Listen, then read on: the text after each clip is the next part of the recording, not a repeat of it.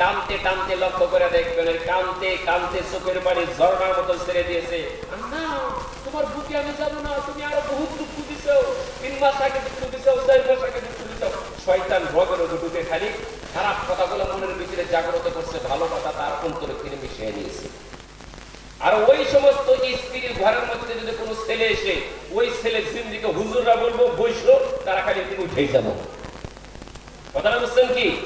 ওই সমস্ত স্ত্রীর সন্তান হুজুর যদি বলে বৈশ্য, না আমার মাই কোনদিন মানে না, এত হুজুরের কথা আমি মানবো। হয় না নাই বাবাজি? আমরা মানলেওয়ালা মায়ের সন্তান নাকি ইনশাল্লাহ? হুজুর যেটা বলবো মানবো তো নাকি ইনশাল্লাহ? আল্লাহ তাআলা প্রত্যেকটি বান্দাকে মানার তৌফিক দান করো, সকলেই বলুন আমিন।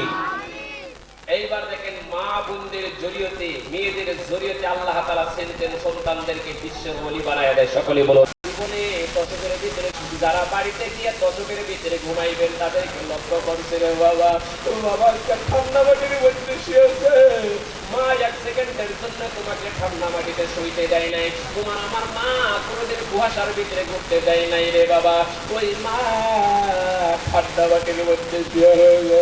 ওরে বাবা রে, আল্লাহ রাস্তে বলেছি যার মা নাই বাবা নাই, আজকে অনেকদিন পর আজকে কবর আযাব বন্ধ হয়েছে, আজকে ধর্মীয় জলসার জড়িয়ে আজকে কবর আযাব বন্ধ হয়েছে।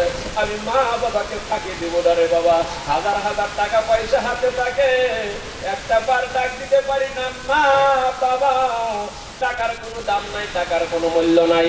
আল্লাহ আমি মা বাবার জন্য দান করতে পারি ঠিক, কিন্তু আমার শরীরে কঠিন বেমার, আল্লাহ যে বেমার ভালো করতে পারে না, ডাক্তার কবিরাজ ভালো করতে পারে না, আল্লাহ আমি মা বাবার জন্য আমি একটা জান্নাতি দশকের দাম দিব, কিন্তু আমার শরীরের বেমারে তুমি আল্লাহ সেবা করে দাও।